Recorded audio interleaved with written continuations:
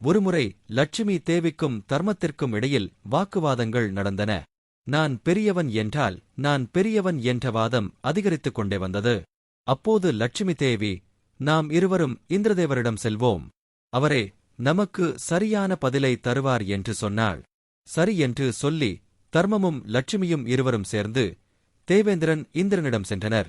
இருவரையும் பார்த்தவுடன் தேவேந்திரன் எழுந்து, தீர்ப்புக்காகவே நாங்கள் இருவரும் வந்தோம். எங்கள் இருவரில் யார் பெரியவர்? தர்மம் பெரியதா அல்லது லட்சுமி பெரியதா? இந்த வார்த்தைகளை கேட்டவுடன் தேவேந்திரனுக்கு என்ன சொல்வது என்று புரியவில்லை. தர்மம் பெரியது என்றால் லட்சுமி என்னை விட்டு போய்விடுவாள். லட்சுமியே பெரியது என்றால் தர்மம் என்னை விட்டு விலகிச் செல்கிறது. மகாராஜ் இந்திரன் தனது புத்திசாலித்தனத்தை வெளிப்படுத்தினார். நான் இதற்கு பதிலளிக்க முடியாது. உங்கள் இருவருக்கும் எது நியாயம் என்று என்னால் சொல்ல முடியாது. ஆகவே நீங்கள் இருவரும் ராஜா விக்ரமாதித்யரிடம் சென்றால் அவரே உங்களுக்கு சரியான நீதியை சொல்வார் என்று கூறினார். அப்போது தர்மமும் லட்சுமியும் கேட்கிறார்கள், அசல் விக்ரமாதித்தன் யார் என்று பூலோகத்தில் விக்ரமாதித்தன் என்ற மகாராஜா இருக்கிறார். அவரே உங்கள் இருவருக்கும் நல்ல தீர்ப்பை வழங்குவார் என்று கூறினார்கள். மிகவும் தர்ம பரிபாலனம் கொண்டவர், அதனால்தான் உங்கள் இருவரில் யார் சிறந்தவர் என்று அவரே சொல்வார் என்று கூறினார். அந்த வார்த்தைகளை கேட்டதும் லட்சுமியும் தர்மமும் இருவரும் சேர்ந்து விக்ரமாதித்தனிடம் சென்றனர். விக்ரமாதித்தன் தர்மத்தையும் லட்சுமியையும் பார்த்ததும் எழுந்து நின்று வணங்கி தனது சிம்மாசனத்திலேயே அவர்கள் இருவரையும் அமர வைத்தார். நான் உங்கள் இருவருக்கும் எவ்வாறு உதவ முடியும் என்று கேட்டார். அப்போது லட்சுமி தேவியும் தர்மமும் இருவரும் கேட்கிறார்கள், எங்கள் இருவரில் யார் சிறந்தவர் என்று நீங்கள் தீர்ப்பு சொல்ல வேண்டும்.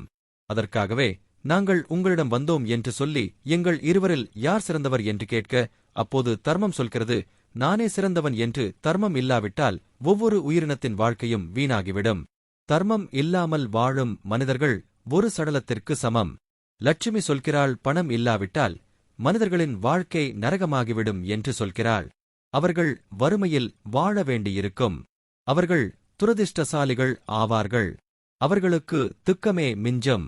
அப்போது விக்ரமாதித்தன் இருவரும் சொல்வதைக் கேட்டு, நான் இருவரும் சொன்னதையும் மிகவும் கவனமாக கேட்டேன். ஆனால் லட்சுமி பெரியவள் என்றால் தர்மம் என்னை விட்டு விலகிவிடும். நான் பெரியவன் என்று நான் சொன்னால் லட்சுமி என்னை விட்டு விலகிவிடும்.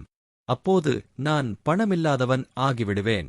எனக்கு தர்மமே எல்லாவற்றையும் விட பெரியது என்று நினைத்து கடைசியில் விக்ரமாதித்தன் தனது பதிலை சொல்ல வேண்டும் என்று நினைத்தான்.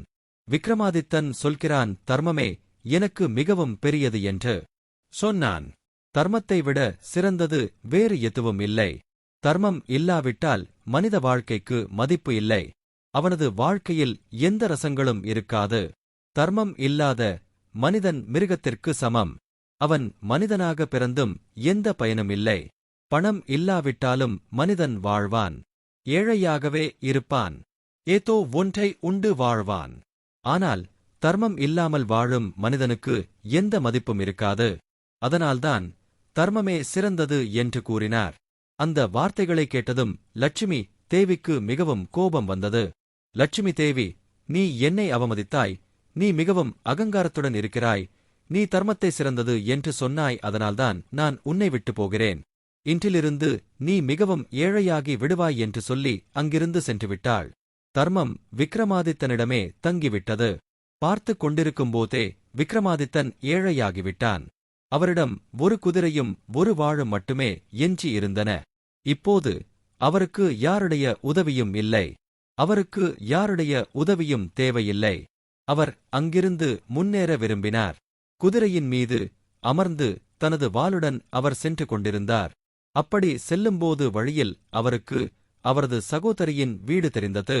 அவருக்கு அந்த நேரத்தில் மிகவும் பசியாக இருந்தது.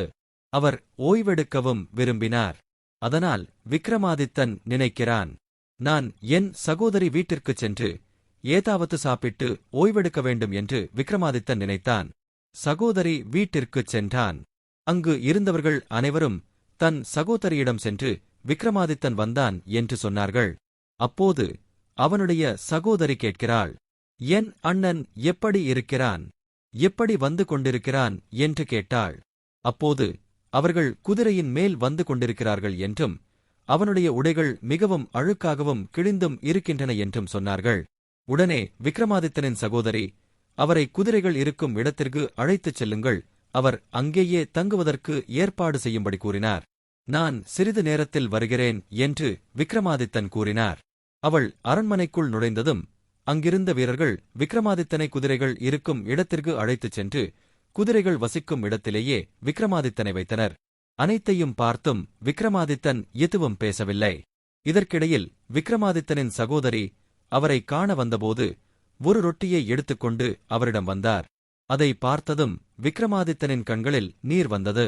விக்ரமாதித்தன் கூறுகிறான், சகோதரி, நீ ரொட்டியை கொண்டு வந்தாய், ஆனால் எனக்கு தண்ணீர் வேண்டும், மிகவும் தாகமாக இருக்கிறது என்று கூறினான். அவள் தண்ணீர் கொண்டு வரச் சென்றாள். அவள் சென்றதும் அந்த ரொட்டியை அங்கேயே ஒரு சிறிய குழி தோண்டி புதைத்தான். பூதேவியிடம் கூறுகிறான், அம்மா, நான் மீண்டும் இந்த ரொட்டிகளை எடுத்துச் செல்ல வருவேன். இந்த ரொட்டியை பத்திரமாக வைத்துக் கொள்ளும்படி அவர் கூறினார். இதை சொல்லிவிட்டு விக்ரமாதித்தன் யாருக்கும் சொல்லாமல் அங்கிருந்து கிளம்பிச் சென்றான். வழியில் விக்ரமாதித்தன் நடந்து சென்று கொண்டிருந்தான். நண்பனின் வீடு தெரிந்தது. அவனும் அவனது நண்பனும் மிக நல்ல நண்பர்கள். நான் அவனிடமே சாப்பிட்டு அங்கேயே ஓய்வெடுக்கிறேன் என்று நினைத்தான். அவன் தன் நண்பனிடம் சென்றான். விக்ரமாதித்தன் வந்தான் என்று அவனது நண்பன் மிகவும் மரியாதையுடன் வரவேற்றான். விக்ரமாதித்தன் சாப்பிடச் சொன்னான். விக்ரமாதித்தன் சாப்பிட உட்கார்ந்தான். அவனுக்கு பின்னால் ஒரு மேசை இருந்தது. அந்த மேசையின் மீது ஒரு இரத்தின மாலை இருந்தது. விக்ரமாதித்தன் ஒரு கவளம் உணவு உண்ண ஆரம்பித்ததும் உணவு கொஞ்சம் மறைந்துவிடும். இரண்டாவது கவளத்தை எடுத்ததும் இன்னும் கொஞ்சம் மறைந்துவிடும். விக்ரமாதித்தன் அதையெல்லாம் பார்த்துக் கொண்டிருந்தான். இவையெல்லாம் லட்சுமி தேவியின் மாயை என்று விக்ரமாதித்தன் நினைத்துக் கொண்டிருந்தான். உணவு முடிவதற்குள் உணவு முழுவதுமாக மறைந்துவிட்டது. இதற்கிடையில் அந்த ராஜாவின் மனைவி வந்து, உன்னுடைய சொத்து முழுவதும் போய்விட்டது. உன் ராஜ்யத்தை அந்நிய மன்னர்கள் எடுத்துக்கொண்டனர், அதனால்தான் நீ என் ஹாரத்தை திருடிவிட்டாய் என்று விக்ரமாதித்தன் மீது பழி சுமத்தினாள். விக்ரமாதித்தன், என் நண்பன் ஒருபோதும் திருட மாட்டான் என்று சொன்னான். என் நண்பன் எனக்கு சிறுவயதில் இருந்தே தெரியும். நான் அவனை சிறுவயதிலிருந்தே பார்த்து வருகிறேன். அவன் ஒருபோதும் திருடியதில்லை என்று எவ்வளவோ எடுத்துச் சொல்லியும் விக்ரமாதித்தன் திருடிவிட்டான் என்று விக்ரமாதித்தனின் நண்பனின் மனைவி திருடன் என்று பழி சுமத்தி விக்ரமாதித்தனை வீட்டிலிருந்து வெளியேற்றினாள். அவ்வளவு நடந்தும் கூட விக்ரமாதித்தன் வாய் திறந்து ஒரு வார்த்தை கூட பேசவில்லை. மிகவும் அமைதியாக வீட்டிற்கு சென்றுவிட்டான். அவன் போகும்போதே இரவு ஆகிவிட்டது. விக்ரமாதித்தன் யோசித்துக் கொண்டிருக்கிறான். இரவு நேரத்தில் பயணம் செய்வது நல்லதல்ல. தன் குதிரையை ஒரு பக்கமாக நிறுத்தி ஒரு மரத்தடியிலேயே உட்கார்ந்தான். கொஞ்ச நேரத்திலேயே அவனுக்கு நன்றாக தூக்கம் வந்துவிட்டது. இதற்கிடையில் 2 திருடர்கள் திருடிவிட்டு அந்த திசையில் ஓடி வந்தனர். அந்த திருடர்களுக்கு பின்னால் வீரர்களும் வந்தனர். ஏனென்றால் அந்த திருடர்கள் அரண்மனையில் திருடினர். வீரர்கள் பின்னால் வந்ததால் 2 திருடர்களும் பயந்தனர். அந்த இருவரும் பயத்துடன் விக்ரமாதித்தன் பக்கத்தில் அந்த பணத்தை விட்டுவிட்டு அங்கிருந்து ஓடிவிட்டனர். வீரர்கள் பார்த்தபோது விக்ரமாதித்தன் அருகில் அந்த பணம் இருந்ததால் விக்ரமாதித்தனே திருடன் என்று அவர்கள் நினைத்தனர். விக்ரமாதித்யனை பிடித்து ராஜாவிடம் அழைத்துச் செல்கிறார்கள். திருடியதால் ராஜா மிகவும் கோபமாக இருந்தார். அதனால் ராஜா அந்த நபரின் கைகளையும் கால்களையும் வெட்டும்படி உத்தரவிட்டார். அந்த வார்த்தைகளைக் கேட்ட பிறகும் விக்ரமாதித்யன் எதுவும் பேசாமல் மௌனமாகவே இருந்தான். ராஜா மற்றும் வீரர்கள் விக்ரமாதித்தியின் ஒரு கால் மற்றும் ஒரு கையை வெட்டினர். இவனை அழைத்துச் சென்று சாலையில் உட்கார வையுங்கள். இவனை பார்ப்பவர்கள் அனைவருக்கும் தெரிய வேண்டும். நம் ராஜ்யத்தில் திருடினால் என்ன நடக்கும் என்று ராஜாவின் வீரர்கள் விக்ரமாதித்யனை அழைத்துச் சென்று நகரத்தின் ஒரு சாலையில் அமர வைத்தனர். வழியில் யார் சென்றாலும் விக்ரமாதித்யனை பார்த்து திட்டிக்கொண்டே இருந்தனர், துப்பிக்கொண்டே இருந்தனர். திருடினால் இப்படித்தான் இருக்கும் என்று நினைத்துக் கொண்டு சென்றுவிட்டனர். ஒரு நாள் அந்த வழியில் ஒரு பால் வியாபாரி நெய்குடத்தை எடுத்துக்கொண்டு அதே வழியில் சென்று கொண்டிருந்தார். நம் ஆதித்யனுக்கு அந்த நபரை பார்த்ததும் புரிந்தது. அந்த நபர் இயல்பாகவே மிகவும் நல்லவர் என்று விக்ரமாதித்தன் அந்த நபரை அழைத்து, உங்களிடம் கொஞ்சம் தண்ணீர் இருந்தால், எனக்கு மிகவும் தாகமாக இருக்கிறது, எனக்கு தண்ணீர் கொடுங்கள் என்று கூறினார். அந்த பால் வியாபாரி எதுவும் யோசிக்காமல் தனது பையிலிருந்து தண்ணீரை எடுத்து விக்ரமாதித்தனுக்கு கொடுத்தார். நீ ஏன் திருடினாய்? நீ திருடாமல் இருந்திருந்தால் உனக்கு இந்த கர்மம் வந்திருக்காது அல்லவா? உனக்கு தண்ணீர் கொடுக்க ராஜாவுக்கு அனுமதியில்லை. இருந்தாலும் நான் உனக்கு தண்ணீர் கொடுக்கிறேன் என்று சொல்லிவிட்டு அந்த பால் வியாபாரி அங்கிருந்து சென்றுவிட்டார். வேறு ஊருக்கு நெய் விற்கச் செல்கிறார். அவர் வேறு ஊருக்கு சென்று நெய் விற்கத் தொடங்கினார். அவர் எவ்வளவு நெய்யை விற்றாலும் அவரது பானை காலியாகவில்லை. அவர் நினைக்கிறார், நான் எவ்வளவு விற்றாலும் என் பானை காலியாகவில்லை. அவர் நாள் முழுவதும் நெய்யை விற்று நல்ல பணம் சம்பாதித்தார். ஆனால் அவரது பானை மட்டும் காலியாகவில்லை. அவர் வீட்டிற்கு வந்து மனைவியிடம் சொல்கிறார், இன்று நான் அரசரால் தண்டிக்கப்பட்ட ஒருவருக்கு உதவினேன். அவருக்கு குடிநீர் கொடுத்தேன். இன்று ஒரு அதிசயம் நடந்தது.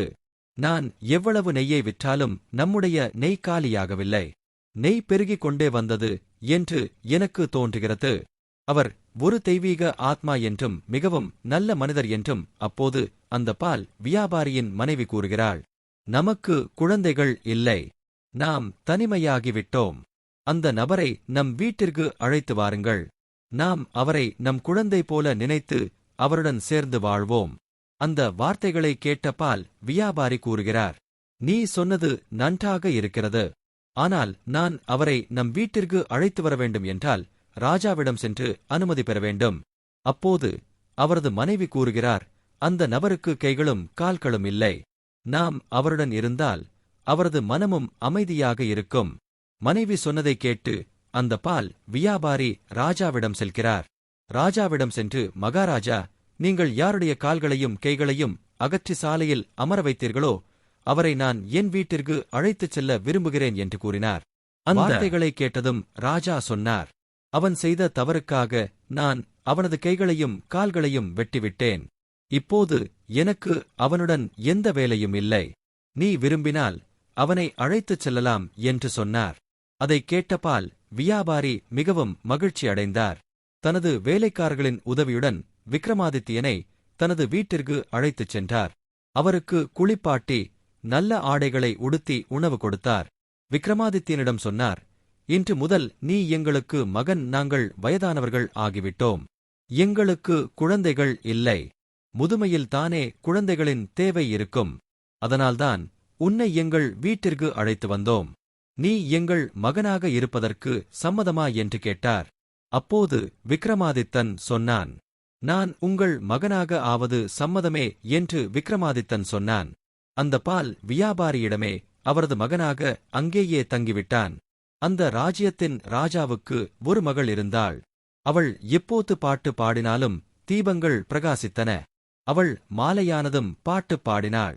முழு நகரமும் தீபங்களால் பிரகாசித்தது. எல்லோரும் தூங்கிய பிறகு அந்த இளவரசி மீண்டும் பாடினாள். அந்த தீபங்கள் அனைத்தும் அணைந்து போயின. விக்ரமாதித்தன் இதையெல்லாம் கவனித்துக் கொண்டிருந்தான். விக்ரமாதித்தனும் பாட்டு பாடி தீபங்களை ஏற்றினான். அந்த விளக்குகள் எரிவதையும் ராஜகுமாரி பார்த்தாள். ராஜகுமாரிக்கு பார்த்த உடனே புரிந்தது, இப்படி விளக்குகளை ஏற்றுபவர்கள் இன்னும் விக்ரமாதித்யனை தவிர வேறு யாருமில்லை. விக்ரமாதித்யன் இந்த நகரத்தில்தான் இருக்கிறானா என்று யோசித்துக் கொண்டிருந்தாள். ராஜகுமாரி மிகவும் மகிழ்ச்சியாக இருந்தாள். அப்படியே சில நாட்கள் கடந்தன.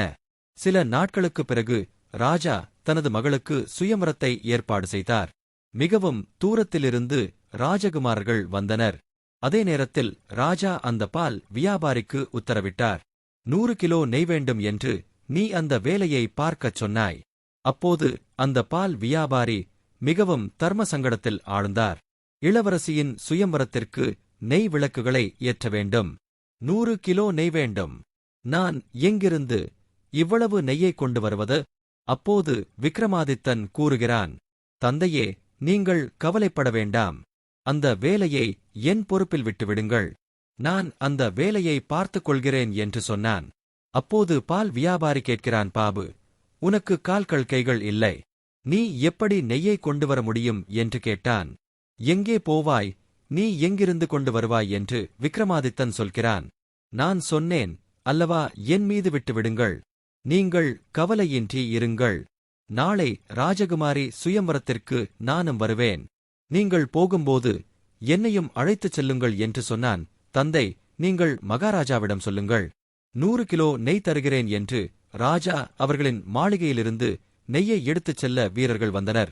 அந்த நெய்யை ஊற்றுவதற்காக டப்பாக்களை கொண்டு வந்தார்கள். விக்ரமாதித்தனுக்கு கொடுத்தார்கள்.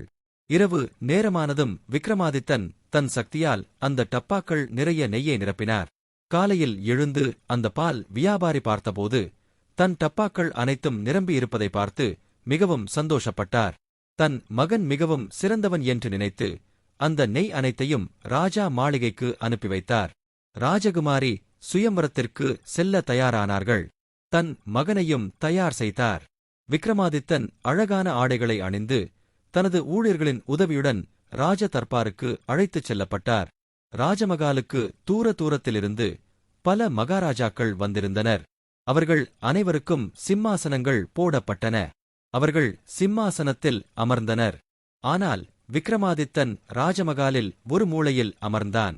பயங்கரத்திற்கு வந்த ராஜகுமார்கள் ராஜகுமாரி யாருக்கு மாலையை அணிவிப்பாள் என்று எதிர்பார்த்துக் கொண்டிருந்தனர்.